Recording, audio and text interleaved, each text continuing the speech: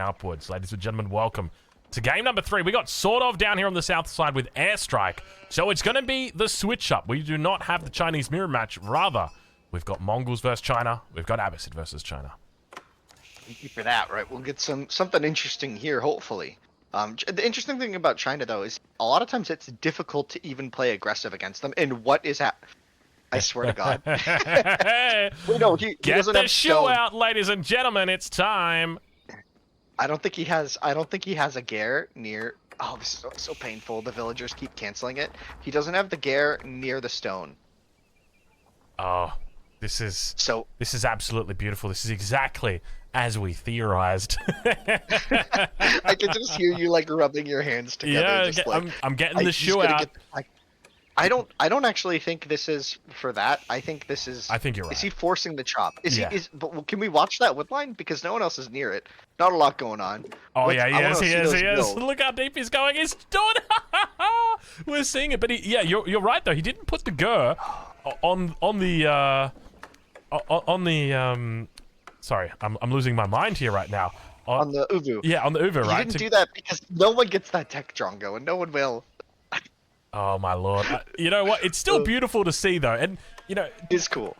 To what extent does this really affect the outcome of the game? I'm curious because this is a pretty deep wood line, and he's going absolutely ham. Does he just move everything over there? Like, does he just take his pastures? Does he make pastures and just move over there? Is that what it's going to be? No. I don't think you just want to give up. Like, then you'd be giving up the 2 8Ks, the 3 relics, the sacred site there, all the hunt. You'd just be giving a ton of map to Abbasid. I think this is tactical to open up a lane to your teammate so that you can help if needed, right? I don't think this is about migrating to your ally's side of the map. I don't see the value in that. I think what I do see the value in is opening up a lane for the silver tree, right? Because if you can trade and the opponent can't earlier, it's going to be really hard to punish this if they can't like navigate to red side. If like teal can never get to red's map, then the trade is going to be really hard for teal to punish, right? So we could see something like that, for example. Is the Gare? No, the Gare isn't there. Okay. I'm nervous that he was going to get that tech when he moved all of Zico there. But this is expensive, right? Like, he's basically idling a Vil for this. He idled a lot of economy to move to this part of the map. Yeah. Yeah, so it's going to be later. It's a huge amount, right? Like, he put the town center was down at 47 seconds, which is crazy, right? Like, 47 seconds, I've made 2 Vils, and I've got another one that's about halfway through. I think Airstrike is tunneling as well. Look, he's tunneling to the Vil. Look. Oh yeah, right? They are too. Yeah, they're making a tunnel. They're making a tunnel together. That's cute. That's gonna, why share the, both players can help, right? All right. This is a really efficient tunnel, by the way. Like, yeah. Yellow has gone. I've done this tunneling strategy before on Hideout, and the one thing that I learned is that even if you make a tunnel, there's no guarantee that your units can get through.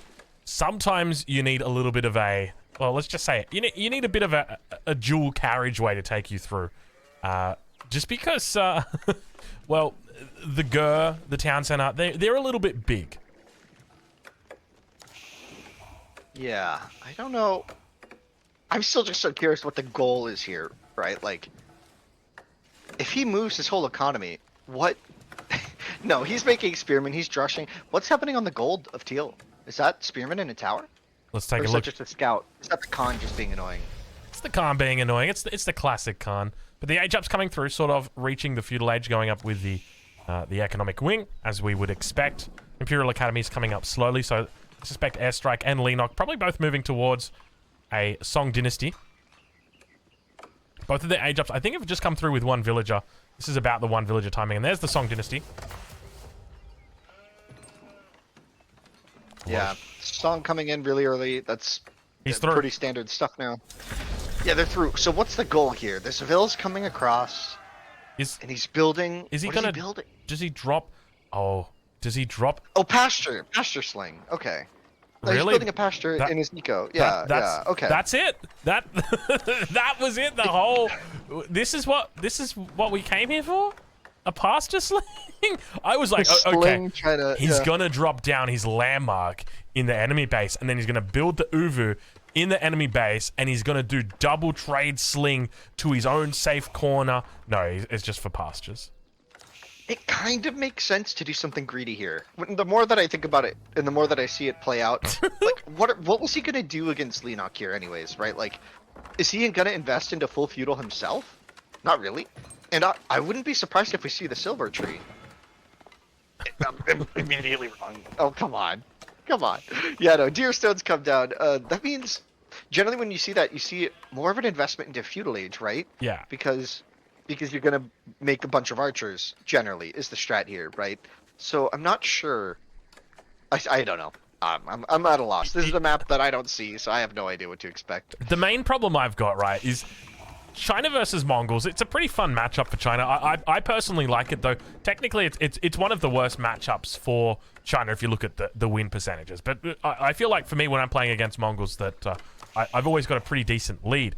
And that's with a Mongol player going for an early outpost. That's with a Mongol player getting up to the castle age and killing my villagers with lances.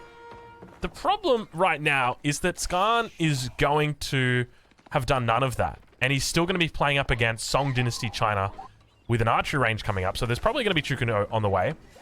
And with that, there's the potential that Skarn never even does anything here that a Mongol player would normally do in a 1v1. We can already see how late he is on the age up. So I guess my point is that I'm just concerned for Skarn's safety right now. Yeah, I mean, that's obviously the plan at this point, right? Is Skarn, how do you say it? Skarn? Skarn? Yeah, I think yeah, Skarn. Okay, Skarn is just going to try and hold, right? Because what they have is, he is holding against a China that is not getting slung, whereas he is doing something to help airstrike. We'll see how much resource ends up coming in. We could see resource sling as well here to the other China for airstrike, and just say like, okay, airstrike is going to be the big bad boy. He's just going to win the game as quickly as he can, right? And I'm not sure if there's a lot that Leenock can do to aggress. Like, if you look at how tiny this little pocket of eco is, Skarn left very little opportunity for attack onto himself as well. So it's going to take quite a lot of army to punish this, but I don't know. He's invested so much wood. That's so much wood for pastures, right? Like, he actually replaced the pasture as well. Sorry, the Uber. That's a new Uber that he's put down over here. So yeah. This is an incredible... and hold on, I just realized we're looking at the resources for someone right now. Is this the resources for airstrike? Is airstrike going for a Song Dynasty fast castle? It is. This is very unique. We don't often see this, and it comes with astronomical clock tower, so it's probably going to be palace guards. But yeah, the problem that you're going to have with palace power. guards is that it's against the Abbasid player. They've got camels, and as long as there's a presence of camels, then the palace guards are how do they deal with this? It's not necessarily against camels, right? Because they can travel through to Teal. They could just go to Leenock if they wanted to. I don't know if that makes sense, but they could just say the Barbican and defenses from China are enough.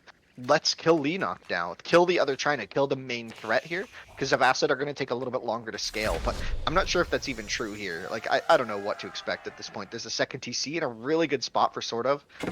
It's just a really gorgeous one, getting him hunt and gold. So his age up is going to be really fast behind this, and he's looking to chop now through as well. Now, I wonder to what extent do they know about this sling happening? Because surely you would assume that they would know. But we haven't really got much... Yeah, okay, so he does have that behind.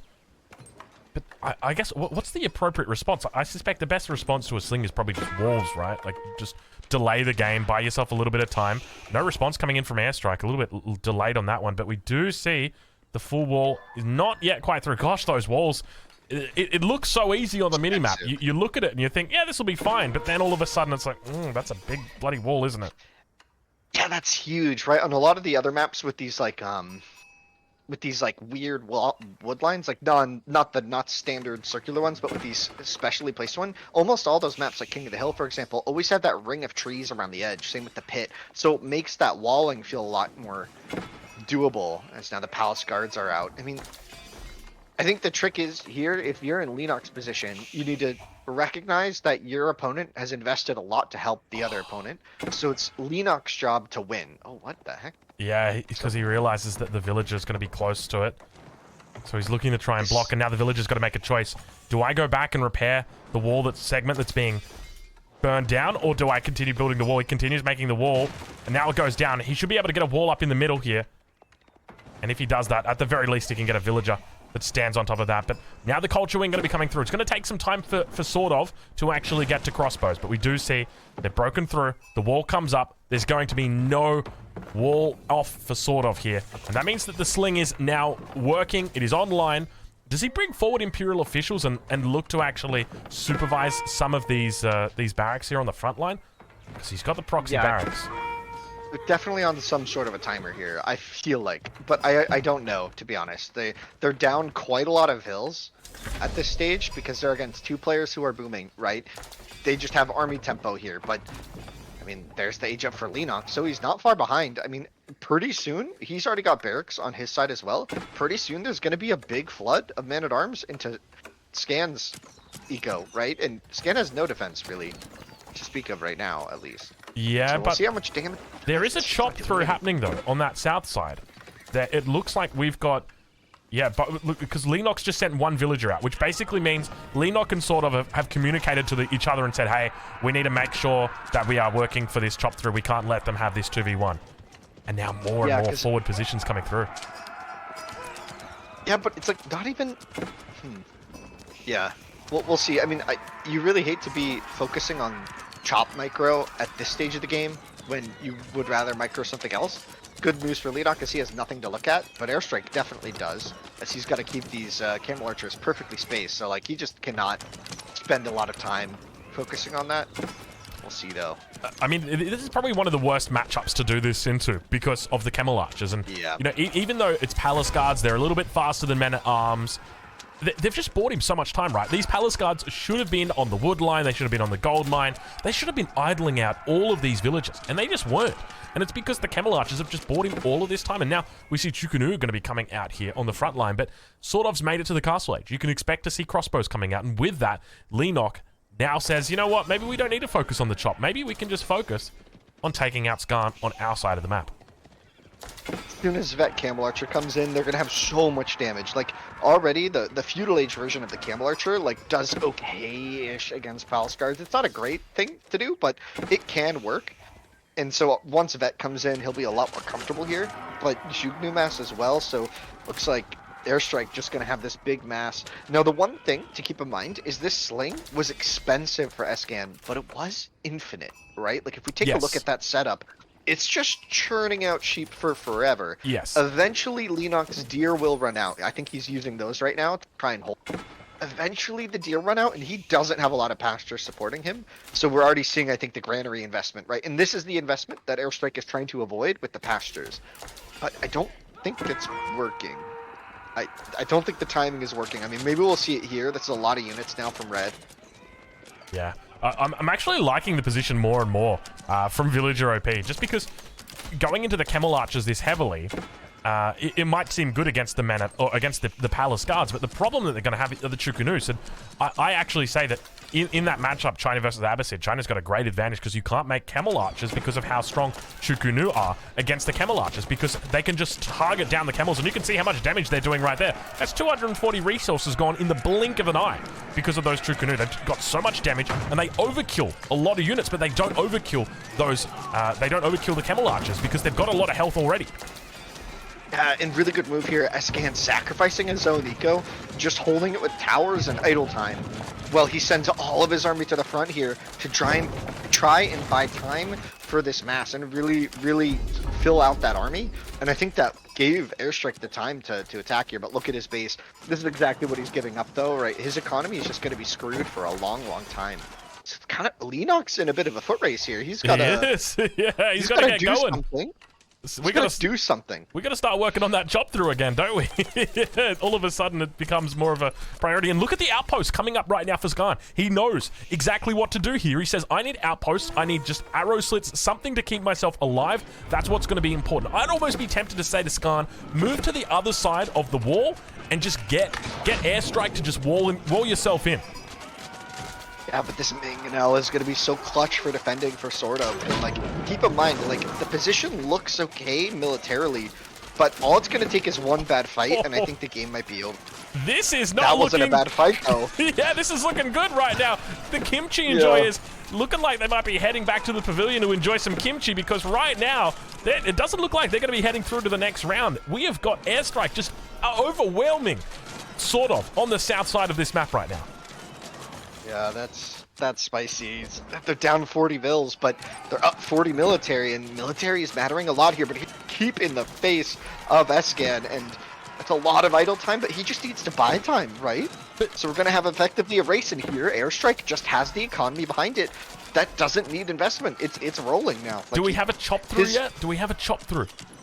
They're close, but like we said, like, you don't want to micro that right now. There's so much going on in your base. Do you really care about looking at that tree right now when your eco is getting just absolutely wrecked? And he's moving. Look at this. We start to see the movement of buildings. And look, speaking of economy, look at this right now. I mean, Leenock is Leenock's 2 TC, right? I think Leenock's 2 TC. Yeah, he's 2 TC Song Dynasty. So Leenock is basically just he's in overdrive at the moment. So there is a genuine possibility Leenock 2v1s this game.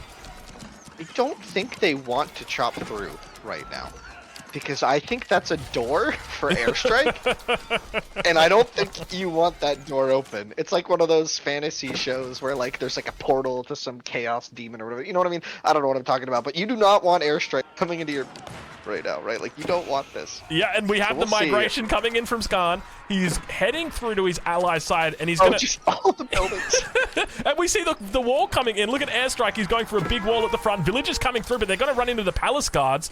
Let's see if there's much of a block. Fortunately, look at all the pastures blocking us. Like, sorry guys, we got an appointment to make. Walls do come down.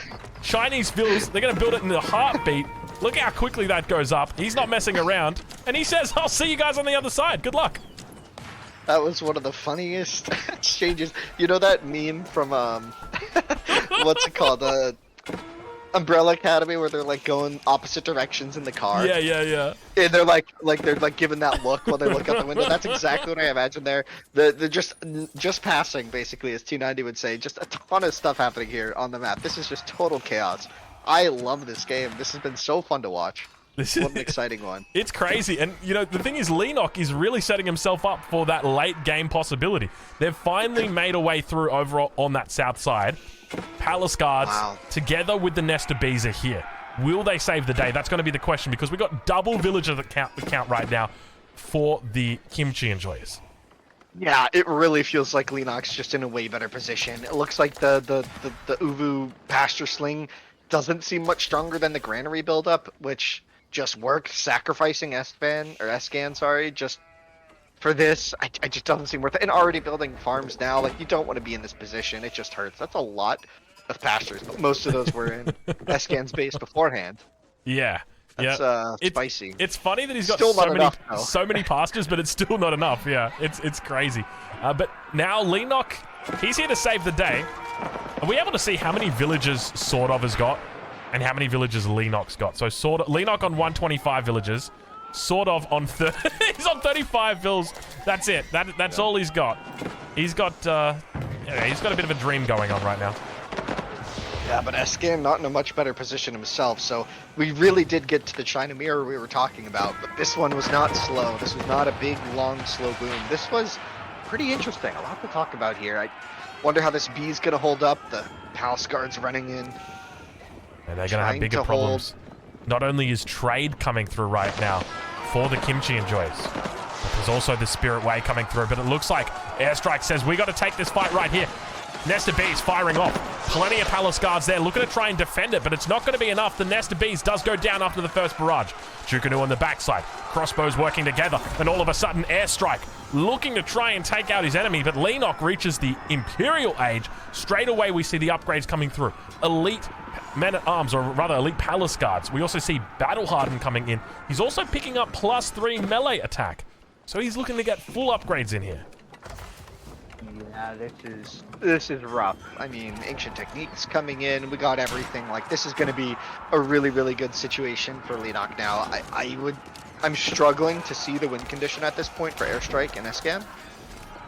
But yeah. I guess they're just going to hold out for one last push here, try and see if they can do damage before those imp upgrades come in, try and take this fight maybe, but it doesn't even look like a good fight. It doesn't, and now the elite upgrades are about to come through, probably about 10 seconds away from coming in, but I don't even think it's going to matter. Nesta B's coming in the rear, though. Looking to push through. Crossbow's also coming out for SortOf. He's looking to throw in a bit of assistance himself, but the armored units are going to be no match. Rather, the Trukanu are going to be no match for the armored units. We see a Steppered out coming in a little late for you to be going Castle Age at this point and have an impact with it, unless your teammate can buy you a lot of time. And I just think that with this final wrap up, oh man, it looks so tough here. It looks so tough for Villager. They really had a cool strat, I think. Like, it looked promising, right? Like, they had an idea in mind. They tried to chop. They didn't get the tech, so no shoes will be eaten. But I don't know. We got a lot of games ahead of us. I make a lot of stupid bets, so we'll see. All right. Well, the wall. There's a bit of a hole in it right now, but it looks like Leenock is going to be able to break through and work towards the enemy side of the base. Skarn reaches the Castle Age, finally joining the rest of the world. Maybe he's just going to sling golds from the Steppered out. I don't know what he can do here. The Horseman not going to have much of an impact against elite units, right? All right. There's just a dead villain among the towers. That's funny. Just one dead villain, just face down in between 3 towers. Nothing else on screen. That was quite funny, actually. Well, take a look at Leenock's score right now. You could add up every single player in this game, and I think you'd probably just cross Leenock's threshold. Actually, yeah, you'd be pretty damn close to it. Look at that. Leenock actually eclipsing every single player in the game. He could 1v3 at this stage. I think he is. He already has. Yeah, this is rough. A lot of Bills sharing one gold mine here in the middle. Did Leenock even take the time? Like, Leenock even grabbed the relics and took the sacred site on his side. Like, he's just playing so clean. It was a really, really messy game on the other side of the map, but kind of what we were talking about with this kind of early chop through is he just kind of gave Leenock a free game. Yeah. And maybe in the hands of players this good, it's better to do what you know, which is play China as you've been playing it for forever, rather than rely on this sling strat, which you can only practice in a team game, right? You can only practice this in really unique environments, right? At the highest level. So it's really tough to get experience to know exactly how to execute this. Whereas how many times has Leenock done this China boom? Oh, right? Exactly. Every 1,000? Every single game he is doing the exact same thing. So yeah, he's very familiar with this, and now the palace guards are in. They disrupt the food economy, and this is where it all comes undone. Because without a food economy, you don't have any units. And with no units, you've got no defense. And with no defense, you've got no chance of winning. The B. This is the all-in repair on the B. It's a telltale sign that a game is trying to end. And good game gets called. Airstrike 900 tapping out. Dies. Kimchi jjigae is going to be heading through to the next round. Villager OP going to be heading home. At least. I mean, until Skarn realizes that, it's a 1v2? Oh. He doesn't want to believe. There we go. I sent you all those pastures, bro. Just kidding. I don't know. I feel like this was an attempt at some discount cow boom, cow sling, right? Right. This feels like a really bad version of the hamburger strat, right? It just doesn't. It especially on a map where you have to do all this work to get to your ally. It's so much time, and that adds up, right? It's both mental energy, your scouting intel is less aware, you're just less aware of what's happening on the game because you're spending so much time clicking the dang trees.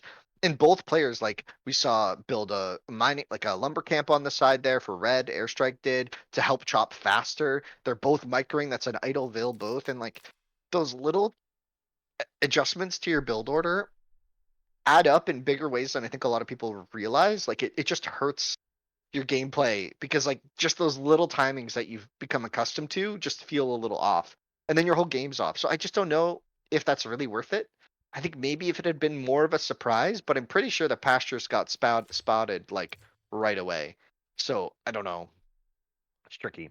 Tricky stuff. The economy for Leenock here. Oh my gosh, look at those resources. Yeah, Just completely uncontested. Yeah, that was impressive stuff from him. Well, huge shout out to Villager OP. They did a wonderful job here today, and of course, made a lot of fans along the way. I'm sure a lot of you guys will be looking out for a few more of their games. They were incredibly exciting to watch right there, Winstons. I don't know about you, but look, whenever that next team tournament comes, I'm going to be cheering for them, that's for sure.